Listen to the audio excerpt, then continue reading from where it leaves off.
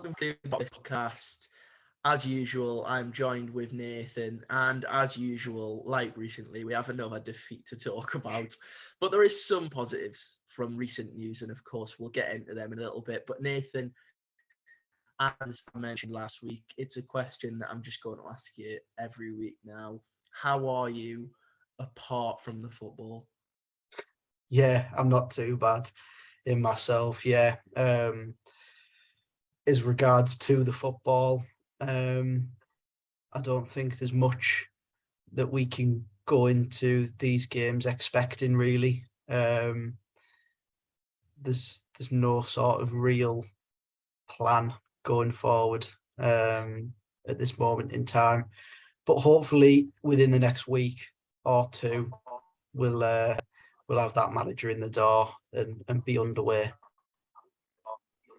Yeah, I mean, yeah, a week or two there. If it becomes longer than 2 weeks, I think I might just throw my CV in because there must be seriously scraping the barrel if it goes on that long. But Nathan, I think what's best to do, to be honest, is really get straight into the football because we'll touch on the managerial situation in a little bit because obviously since last week we thought that it was going to be Michael Carrick. Things have changed, things have happened. It may have gone full U-turn. But yeah, as I say, we'll get into that in a little bit. But Blackburn on Saturday, of course, we previewed the game in the last podcast. Leo once again in charge. We both said it was going to be a difficult game.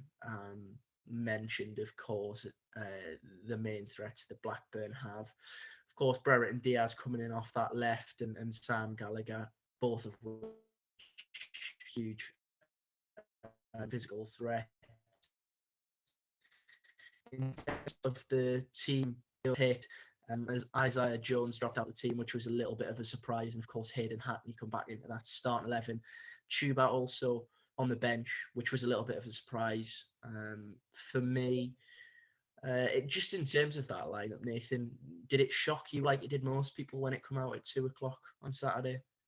I don't think I'd say it shocked me because I didn't know what to expect, as I was saying there. Could have thrown any sort of team out and I'd have just gone with it. But yeah, 4 changes to the side that was defeated at the Den the week prior. Dyke-Steele, Giles, Hackney and Watmore back in the starting 11. Watmore back in the squad as well after missing out last weekend. Dyke-Steele at wing back.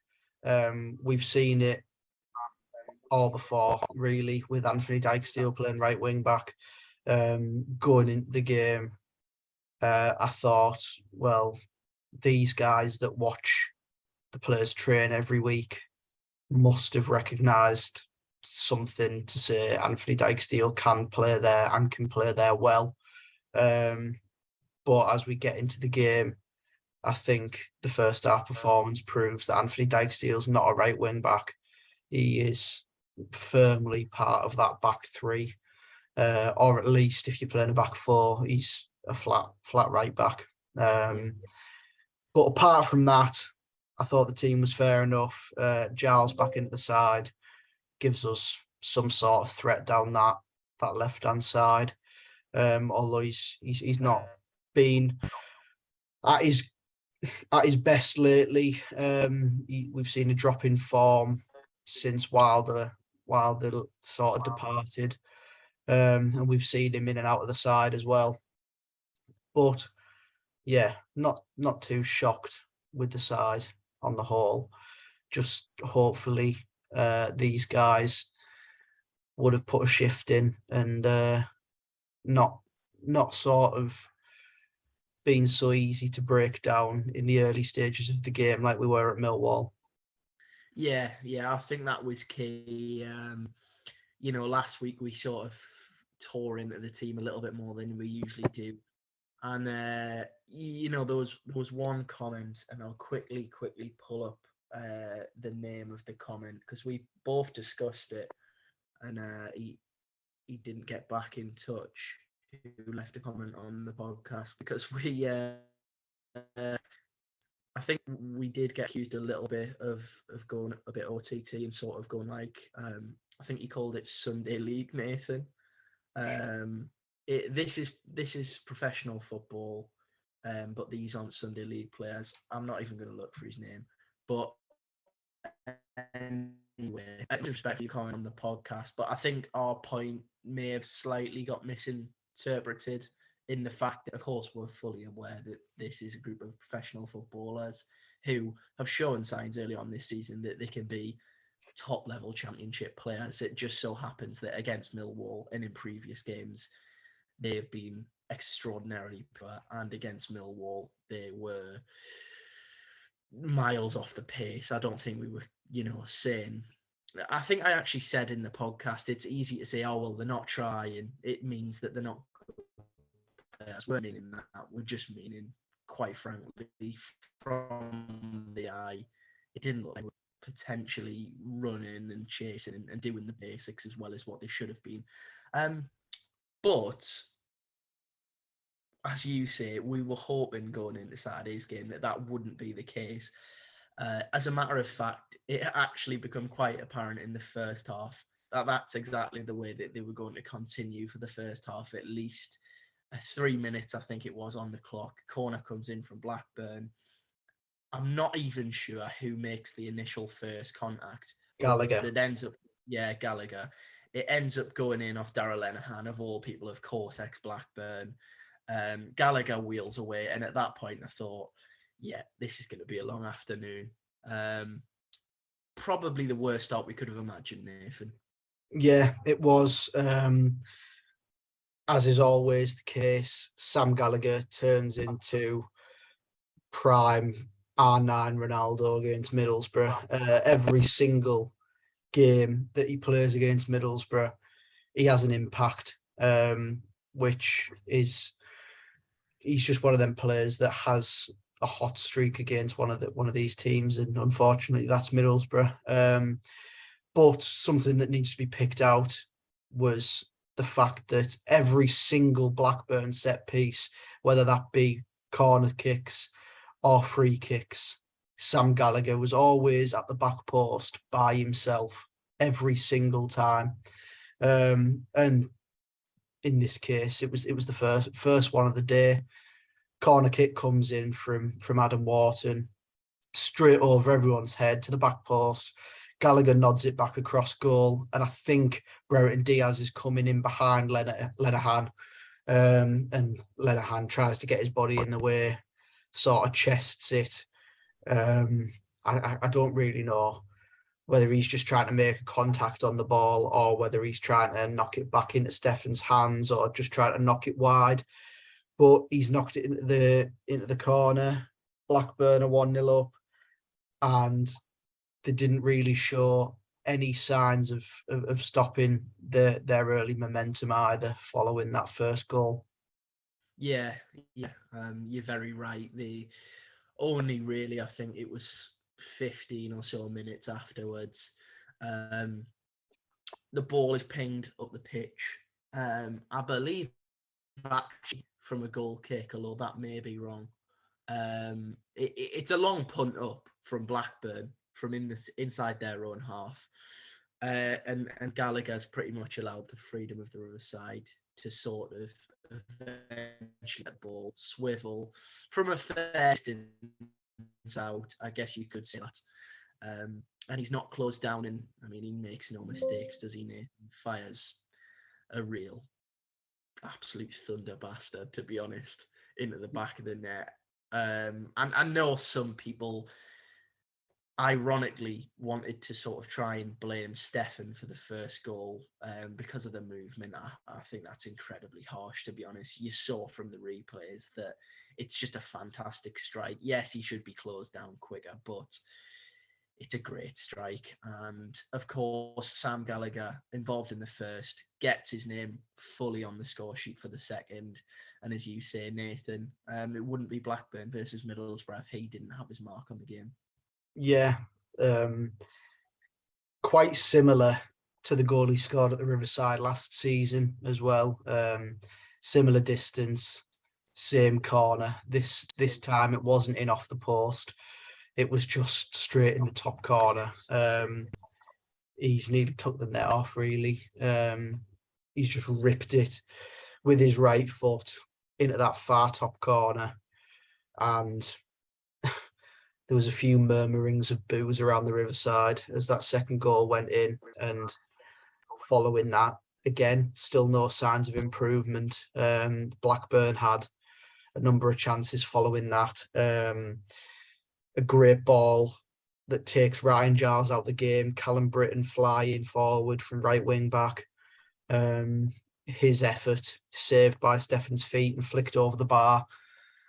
Then there was a Brereton Diaz chance, just a long ball, straight through the Middlesbrough defence, really over the top by Tyler Morton. Brereton Diaz takes it down, fires one at Steffen, saved again. And then the one that did me for that first half, really, and summed it up, was a Blackburn set piece, as I say. Gallagher, again, unmarked at the back post. Matt Crooks is there marking a central defender. I can't remember which one, unfortunately. May have been Scott Wharton. And Gallagher's lurking behind him. Crooks knows he's there. Crooks has had a look that he's there. Doesn't pull someone over to come and mark up. Ball's perfect. Straight into the Middlesbrough 6-yard box in the danger zone. Gallagher heads it, and it looks like Blackburn are going to go 3-0 up. And again, Steffen is equal to it, flicks it over the bar. Genuinely, if it weren't for Zack Steffen in that first half, it could have been 5, if I'm honest. And yeah, I think five's been. Yeah, it is being generous. Yeah. Middlesbrough struggled to create a whole lot in that first half, but somehow find themselves getting back into the game with a goal late in that first half, didn't they, Chris? Yeah, they did. And actually, it was just what we've been crying out for, to be honest. A willing runner. Credit to Duncan Watmore. You know, one thing we always say on this podcast is his finishing may let him down at times, and you know, he can be slightly inconsistent, but he is always a willing runner. He'll always work his socks off, and his run pulls away the Blackburn defence and allows, I think it's Crooks who strides forward, plays the ball through, maybe Crooks or Howson. I know this isn't given. Yeah, Crooks knocked it to Howson, and then Howson played it through to Watmore.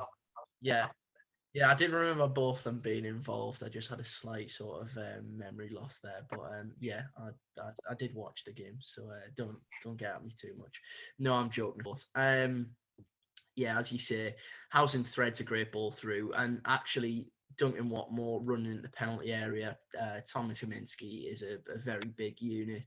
Comes out, tries to make himself big, and Watmore, with his weak foot, fires across the keeper. Hard and low, and actually it was a really good finish, gets Middlesbrough back in the game, and actually going into half-time made that scoreline so deceiving. It's unbelievable, to be honest. Yeah, it made it look like a close game, didn't it? When in reality it was nowhere near. Blackburn should have been in at half-time and out of sight, really, but credit to Zack Steffen, kept us in the game, made numerous fantastic saves. And yeah, a bit fortuitous. Borough, with probably their only bit of quality in the full first 45 minutes of the game, and somehow half the deficit and give us a bit of a lifeline going into the second half. Yeah, it did. And obviously there was a substitute at the break. Even despite scoring late on in that first half, as you said, Anthony Dijksteel, who was occupying that right wing back role, come off and was replaced by Isaiah Jones in his usual role.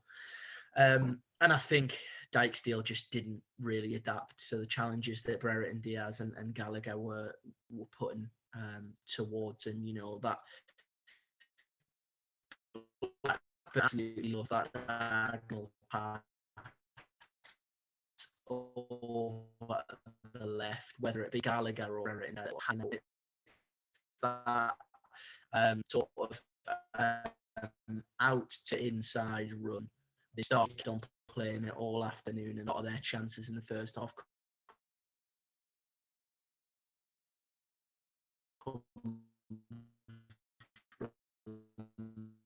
that exact pass. And yet, Steele just wasn't dealing with the physical. That's of course, he was one of those games where, for the people around you at half time, I'm not sure it can get any worse. And luckily, it didn't. Might have all season to get themselves back in the game. There is other chances, but this is the glaringly obvious one. What I'm talking about, Schubert at home. Chance. Nathan, I watched it a million times. I'm still not quite sure he doesn't score and give Middlesbrough a point, which would have been undeserved on the balance of things. Yeah, the Tuba miss. I don't even know how it's happened, if I'm honest. Obviously, the ball's come in from that left-hand side. I think it was Ball that crossed the ball in and flicked up, deflected, and at first I thought it was going over the crossbar. Kaminski doesn't know where it's landing, and it flicks off the inside of Blackburn's post, knocks itself back into the 6-yard box. Tuba finds himself there free and just tries to prod it in. Kaminski, I think, scampers across his goal line slightly and probably is just sticking a hand out of desperation. And Tuba's effort finds Kaminski's hand, and I don't know how it's happened, but the ball's then rebounded out, hit Tuba again, and then got out for a Blackburn goal kick. What a strange incident. Can't really believe that the chance was missed, but yeah, sometimes you just have to live and die by them. When you don't have that luck of the draw, the sort of bounce of the ball on the day, you can fall foul of them, and it's probably the difference there between us getting a point and getting nothing. Yeah, unfortunate, massively unfortunate. There was a few chances following that as well. Crooks had an effort that was flicked over the bar by Kaminski. Jones down that right-hand side, cuts inside, sends the Blackburn left back for an absolute hot dog, squares it across. Crooks miscues initially and then does well to swivel and flick a shot towards goal on the half volley. And Kaminski's equal to it, flicks it over the bar. Blackburn didn't offer too much threat in that second half. I can't really remember any Blackburn efforts in that second half, if I'm honest. I think I remember one, actually after the introduction of Tyree Stolen. They had a rare counter-attack. Again, the exact same ball, switch to Diaz. Diaz gets to the edge of the box and just tries to prod it through at Tyree Stolen, who tries to round Zack Steffen. Again, Steffen's equal to it. A big arm down low to make the save and went round him and a great chance. And I think we've got to talk about Zack Steffen because, you know, most Middlesbrough fans, us included, were critical of him at the start of the season. And I think he, you know, rightly so, didn't look convincing from crosses, didn't look convincing from shots. And actually, in the past 2 games, had he have not been playing, both games could have been cricket scores, especially the Blackburn game. I thought he was, man of the match. I know Neil Maddison from BBC Tees gives him his man of the match, and I don't think I can disagree with that really, because he kept us in the game, didn't he? Yeah, 100%. As I went through there, a number of saves, made when we were 2-0 down that if any of them go in, were completely dead and buried from then on in. Numerous saves that were fantastic. I think fans can get on his back slightly because of how composed he is on the ball. In that first half, he was under pressure from a Blackburn player, flicked the ball around him and picked a pass. But the fans are a bit on edge with how comfortable he is on the ball. The one thing I would say is about his distribution at times. Just at times, he should go long instead of playing it short when we are under pressure. Knocking it in midfield to Johnny Howson, who's coming short from defensive midfield. And then he only has really one option, which is to try and flick it around the corner. I think just at times, Zack Steffen may need to remember that, okay, Johnny Howson's a fantastic footballer, but Zack Steffen's not playing with Rodri in midfield there. It is the Championship.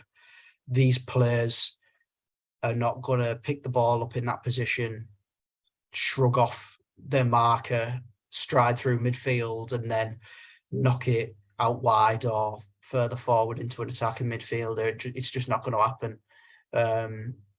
Out at the Championship level, players just aren't composed enough to do that. I think that needs to be thought about possibly a little bit. But apart from that, Zack Steffen was man of the match by a country mile on Saturday afternoon, which says a lot as well, considering we did get beat in the game. For your keeper to get man of the match and your team to still get beat shows that he must have kept that score down quite substantially, and he did just that as well. One thing I was going to mention in the first half analysis that I think was possibly a talking point from the game as well was Rodrigo Muniz in that first half, booked in that first half for an incident in the Blackburn penalty area. On reflection, possibly should have been facing a sending off there, Rodrigo. I don't know if you have seen the highlights on ITV, Chris, but Rodrigo does stamp on Thomas Kaminski's sort of shin, and then tries to get a bit of reaction from the Blackburn players by doing just that. Probably deserved to be sent off. We're probably lucky that the referee didn't see the full incident there. Yeah, if you did see that, Chris, what was your take on it? Funnily enough, Nathan, I didn't actually. I mean, I tend to just avoid the ITV, the highlight show, the Championship and the EFL highlight show was making a return to ITV. Oh, well, not making a return, but, given it was on BBC years and years ago in the glory days of the EFL show, the move to, I don't even remember what channel it was on, but some bizarre channel. Quest. That's the one, Quest. The fact it returned to a more established and well-known TV channel made me quite happy at the start of the season. But actually, we've been that poor that I think apart from maybe the first 2 weeks, I can't remember actually watching it. So no, Nathan, I've got to be honest, I didn't see that incident, but I did notice that Muniz and Kaminski were at each other all game, and actually perhaps that was part of the reason why he was eventually brought off. I mean, I don't know whether that was in the thinking, but perhaps Leo was slightly concerned that he was going to get himself sent off, and at this stage, if Rodrigo Muniz did get himself suspended for 3 or 4 games, potentially even longer, for violent conduct, because that's what it would have been if it was a stamp. That would be a real nightmare for Middlesbrough, to be honest. So, all I can say on that, Nathan, is I'm very glad that the referee hasn't put it in his report and hasn't noticed it during the game. Just in terms of the second half, Nathan, I don't want to sort of go over because, we still got beat and we're still in the relegation zone and it's another defeat. But I did actually see slight signs of improvement in the half. I think somewhat a tactical change. I know Leo spoke afterwards, being reluctant to change from a 5 at the back. For me personally, it looked like there was a slight shift towards something more of a 4 at the back in the latter stages of the second half. And during that period going forward, we created an awful lot more. It was the Akpom chance, but even the Crooks chance comes from Isaiah Jones being higher up the pitch and being a bit more hacking, really, just being a little bit more brave, getting his full back. And I've seen a lot of questions this week as to whether actually move away completely, and I guess it's manager dependent, isn't it? But what I want to ask you, Nathan, was do you look at the squad now and actually think some of the suggestions to move towards a 4 at the back, whether that would be a flat 4-4-2, a more traditional formation, or a 4-3-3 perhaps, might actually fit our players more than we probably thought it might at the start of the season? Yeah, I think there is possibility for that, if I'm honest. I think if you do that and go for 4-4-2 or 4-3-3, then you obviously push your more creative players up the pitch in Giles and Jones as outlets on the wing. You take away that defensive duty from the pair of them if you play 4-3-3 and play them as almost inverted forwards up the pitch. Defensive wise, of course, then you have Bowler and Dyke Steele that can play as your fullbacks there. And then obviously it does take away a little bit from the defensive unit in terms of you're losing a centre half in there. Middlesbrough have gone with 3 at the back for a few years now, so reverting back to a 4 maybe or may take a little bit of time to get used to. And of course, if you go for 4-4-2, especially, you are losing a body in the midfield there as well. And we have identified so far this season that Middlesbrough are being overrun in midfield a little bit. So I think it is an interesting question, but upon Saturday afternoon's second half showing, I did feel that Middlesbrough were a bit more creative in the final third because of that slight tweak in formation. Yeah, certainly. As you say, we seemed more creative. We seemed more on the front foot. And I think that's, I don't think given our position and given our start of the season, any Middlesbrough fans are thinking that immediately we're going to become a different side. They play on the front foot and score loads of goals and are, all out attack, if you want to call it that. But I do think there was an improvement there. And to be honest, sometimes it actually comes down to, could it really get any worse than the way we performed previously in a back 5? Certainly you take one defender out, but you've at some stage you've got to try things differently, and I think that is something that I definitely look at, and I hope that Leo does going into Wednesday, because it does appear like he will be still in charge for Wednesday's trip to Wigan at least.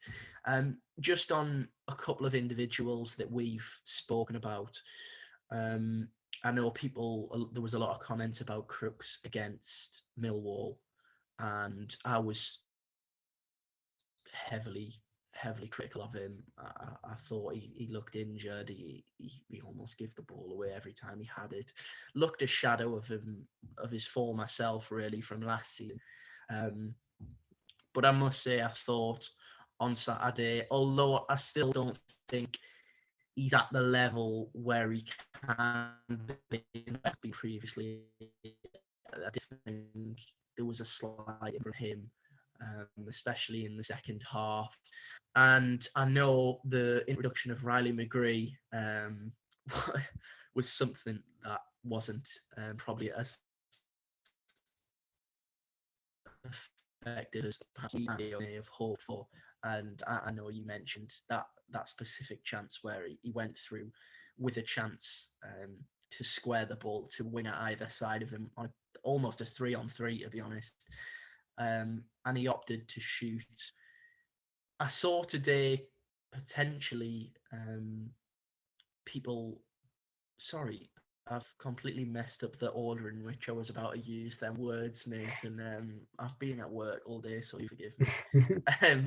But yeah, I saw today on Twitter people suggesting that McGree could potentially play in 10 in a 4-2-3-1.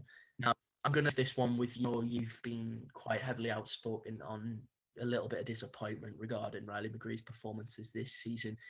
Do you see that as a potential, or do you think at the moment that Riley McGree should even deserve to be in that starting 11? No, he doesn't deserve to be in the side at this moment in time. I'm not even going to mention his cameo on Saturday afternoon. I'm just going to hark back to Millwall last week and simply describe his performance in one word, which is anonymous. And if that's all he's offering at this moment in time, then there's no point in being on the pitch. I'd rather have players, especially in those midfield areas, that are going to impact the game, going to run about, going to get about the pitch and impact opposition's midfields, because we are being overrun in midfield at times. And it's been a continuous theme across the start of this season so far. And Riley McGree has been a part of that problem, as well as other players as well in midfield. But no, I don't think Riley McGree warrants a place in this Middlesbrough team at this moment in time. And even if there was a switch to 4-2-3-1, then I wouldn't be a massive fan of that. I think we should be going for two up front, if I'm honest. Gives us a bit more, I believe. Yeah, I think I agree with you on that. And of course, despite this, I think Chuba Akpom's been one of our most effective players this season. Obviously, we know what Rodrigo Muniz brings to Middlesbrough. So I think it's probably for the best that we try and keep those two as a pair.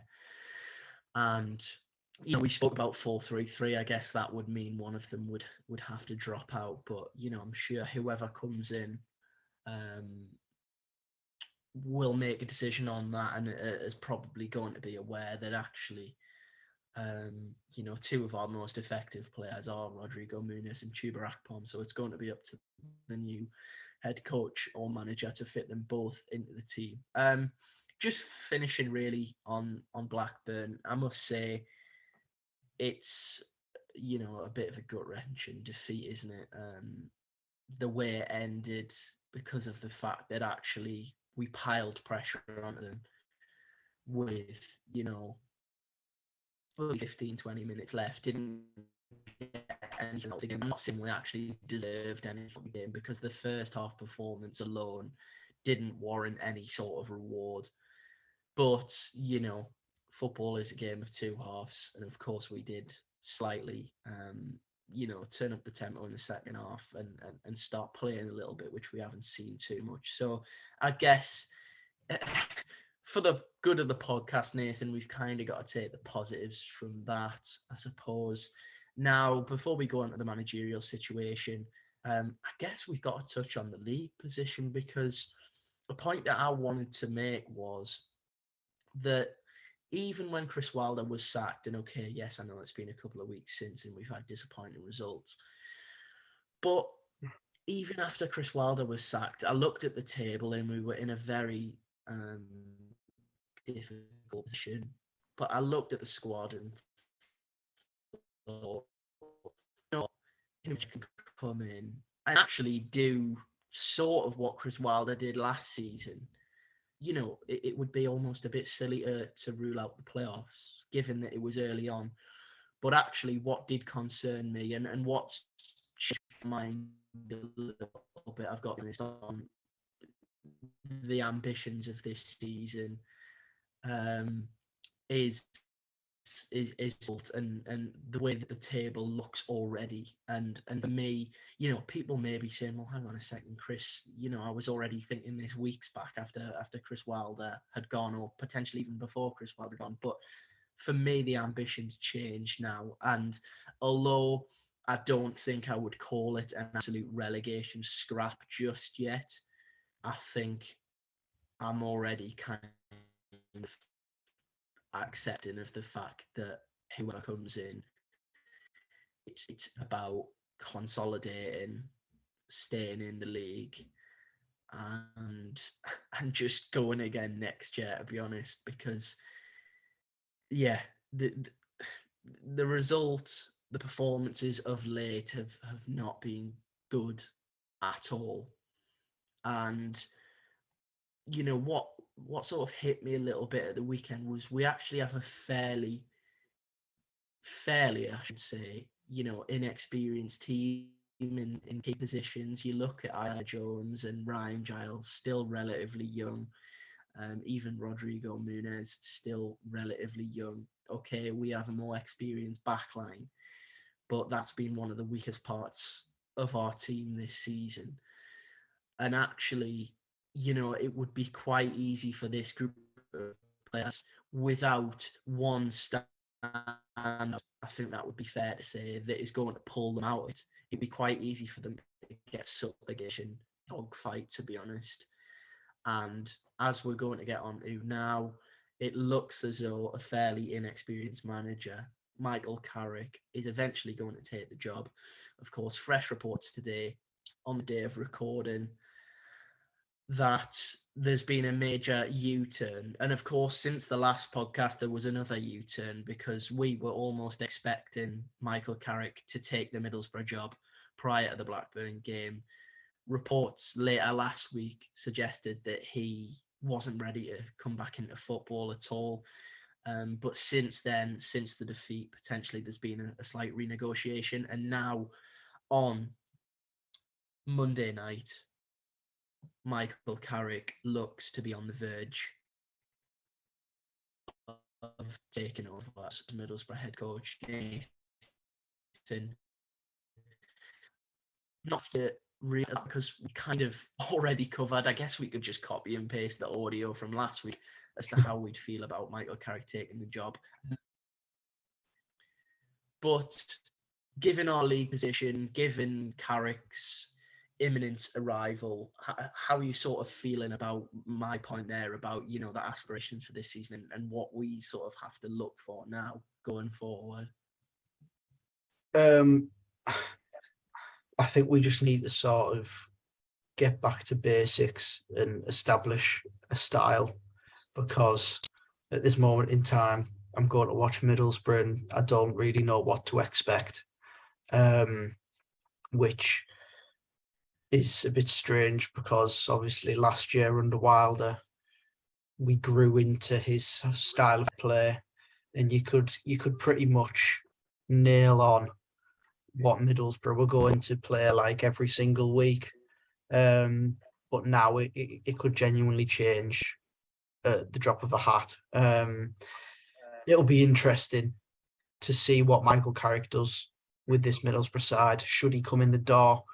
There's not a lot to go off in terms of his track record as a manager. He only managed 3 games at Manchester United as a caretaker manager during last season. Unbeaten as a manager, by the way. 66% win ratio. Decent manager by all accounts. Going off the very, very, very small sample size. Yeah. But yeah, I did have a brief look at the way Man United set up in those games that he did take charge of, and just kind of thought, well, he's just picked the team that would usually have been picked under Ole Gunnar Solskjaer, who was manager before him. But I think my hopes at this moment in time are pinned upon whether Mike Phelan and Rene Meulenstein are to join Michael Carrick as part of his backroom staff. It was reported a few weeks ago that should Michael Carrick come to Middlesbrough, he would like to bring along Mike Phelan and Rene Meulenstein, who, of course, were assistants to Sir Alex Ferguson and coaches to Michael Carrick at Manchester United in the 2000s. And with that, you have the young front man in Michael Carrick, the young coach that has fresh ideas, and behind him you have the experience, the know-how, those that have been there before and done it and won things. And I'm by no means expecting Middlesbrough to win things if Mike Phelan and Rene Meulenstein come in the door, but they will keep us grounded should they come in the door as well. What I do think is a bit interesting is the news of Alex Bruce as well to come in the door as well. That's coming from Alan Nixon from The Sun, quite reliable journalist, saying that Michael Carrick would like to bring Alex Bruce to Middlesbrough as part of his backroom staff as well. Alex Bruce, a friend of Michael Carrick's, just sacked from a job at West Bromwich Albion with his dad, Steve Bruce. He was part of his dad's backroom staff there. Things did turn slightly sour at West Brom with both Bruce's and the fans. Perhaps you can look at character if you want to have a deep dive into a few things, but it appears that Alex Bruce knows Lee Cattermole, who of course is here as well, and Grant Leadbitter, who are also in Middlesbrough's backroom staff with the younger age groups. So it looks like a good move, but I think the success of this managerial appointment does hinge on whether the experience does come in with Michael Carrick as well. Otherwise, we may be looking at another Jonathan Woodgate appointment where we appoint the youth, the younger coach, the younger front man, but the backroom staff do not have that experience behind them either. And if that's the case, we may fall foul. But if the experience is there, I'd feel a lot more confident. Yeah, you've summed up my thoughts on the whole thing perfectly, Nathan. I'd just like to think that the club's hierarchy, Steve Gibson, Neil Bowser, obviously huge talking points of late, even Kieran Scott, I guess you could throw him into the mix. Although, of course, he wasn't here when Jonathan Woodgate got the job. That was the biggest issue, wasn't it? I think everyone from the outside knew that there was massive reluctance to let Jonathan Woodgate have the job, as if he is joined by, I think I gave Harry Redknapp as an example last week. It ended up being him and Robbie Keane, and we saw the results that turned out. Now, you can't just say, well, Michael Carrick might come in with no experience and therefore he'll do the exact same thing as Jonathan Woodgate, because, they're different people that's got different ideas at the end of the day. But in the situation, that we're currently in, I think that know-how and that managerial nous and that little bit of experience to sort of lean on when things may get tough, because I have no doubts that they potentially will, I think that is just going to be so invaluable. and it needs to be done. And I just pray, like you say, Nick, that we've learned from the mistakes of the past, and that the likes of Phelan and Mullenstein come in. Because if Alex Bruce is managing alongside those two, I have absolutely no qualms about it. It wouldn't really bother me. Alex Bruce is clearly a friend of Michael Carrick, and if Michael Carrick believes that he can add something to his coaching staff, then by all means, I'm fully supportive of Carrick. But my concerns would probably be there as if, it was Carrick as the front man and potentially Alex Bruce as his number two, because then you're looking at a front two with almost no experience, as you say. And that in our situation is a little bit of a scary thought, I can't lie.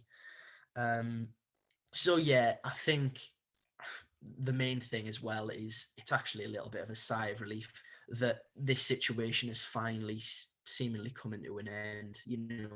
We had the whole Carrick won't be Middlesbrough manager, is on back to football. There's clearly been a renegotiation.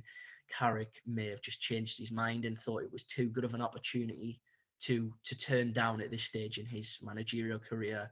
Various reports and credible reports are saying that he has been offered the job. So we await the confirmation of that. By the time this is loaded, he may have been announced. It could well have happened. And if that is the case, then that's our feelings on the situation before he was officially announced. But yes, just happy that it seems to be moving in the right direction. But as we see, that backroom team is going to be so important. Nathan, moving on to what's looking likely to be Leo's last game as caretaker manager, of course, Wigan on Wednesday. What do you want to see from that game? Because it would be easy to say, it's going to be a game, or away so far this season has been appalling. So any team that we play away from the Riverside is going to be a difficult game. But what do you want to see in what will probably be Leo's last game as interim boss? Attacking intent, defensive resoluteness mainly. Just as I said last week, regarding Millwall, saying that we weren't anything like what you'd want from a championship away performance. We were too easy to beat. We need to make ourselves more difficult to beat. Sorry. And if we have to sit in and then hit on the brake to do just that, then so be it. Wigan, as far as I'm aware, have the worst home form in the division. So it's the worst home form against the worst away form in the division on Wednesday evening. They struggle at home. We struggle away. Hopefully, our record away from home comes to an end, and we do get a result. Wigan coming off the back of a defeat as well. They were defeated at Sunderland on Saturday afternoon, and they went ahead in that game as well. So to be 1-0 up at half time and then be defeated 2-1 isn't the best feeling in the world. So hopefully that plays into our hands as well. But yeah, I'd love to get a positive result away at Wigan, just to ease the nerves a bit and have a bit of positivity before it looks like Michael Carrick will come in the door for Saturday afternoon against Huddersfield Town. Yeah, if you're watching on YouTube, as well as the fact that I don't know if it's mine or your Wi-Fi, Nathan, you may have noticed that we're slightly laggy, but during the last minute or so, you may have noticed that I've been kind of looking at my phone. And of course, I wasn't being rude to Nathan. I was fully aware of the usual information and just good analysis that he brings and what he was discussing. But the reason, I'll eventually get to my point, the reason I was looking at my phone is because there's been another update during our recording. And I guess in Boropolis fashion, if you know us from Twitter, we've got to talk about the live news straight away, Nathan. again, coming from Alan Nixon, with a slight update on Michael Carrick's backroom staff. Another name mentioned, and that name is John O'Shea. Had experience at Reading, coaching, I believe, of course, played with Michael Carrick at Manchester United for an awful long time. I guess we can't really sort of judge not Michael Carrick, sorry, John O'Shea, on his coaching abilities, but it certainly raises the question as to whether, again, that would be someone coming in alongside more experienced heads, or if that would be Bruce and O'Shea as a backroom team, because then again, you're looking at a situation where it's still looking very inexperienced. Yeah, you'd hope that those names, Bruce and O'Shea, are coming in alongside the experience. Of course, John O'Shea and Alex Bruce do have slight levels of experience in coaching. John O'Shea with Reading, and he did move into a slightly more senior role at Sunderland towards the end of his career there. So yeah, interesting name mentioned, thrown into the ring for Borough's coaching staff, but you've just got to hope that they're coming in with the experience as well. Yeah, of course. And as you mentioned as well, Nathan, just to sort of wrap up the podcast, of course, we have Huddersfield on Saturday. It's very likely that we'll have a new man in charge. That looks to be Michael Carrick. So I guess we can't sort of preview it in terms of what formation we may play, who may be in the dugout. It may not even be Michael Carrick. We may get another U-turn. Yeah, you never know what to expect with Middlesbrough. But from Huddersfield point of view, what can we expect from Huddersfield in the test that they'll give us a ride on Saturday? Yeah, Huddersfield, of course, they will have a game in midweek. Can't remember who it is up against, but Saturday afternoon they were defeated at Rotherham. Things did look to be turning round under Mark Foderingham, their new manager, but a defeat away at Rotherham. Sorry, it's Preston on Tuesday. Yeah, so a difficult test on Tuesday for Huddersfield as well. Preston are no easy side. Don't leak too many goals, Preston, albeit they don't score many either. But a tough test for Huddersfield. Of course, they do have some names in that side. Sorba Thomas is the big one, really. His set-piece delivery is outstanding, and of course they have a lot of aerial threat as well from set pieces. So a tough test. They are down there with us in the early stages of the season, but one game at a time. We have to focus on getting a good result at Wigan on Wednesday.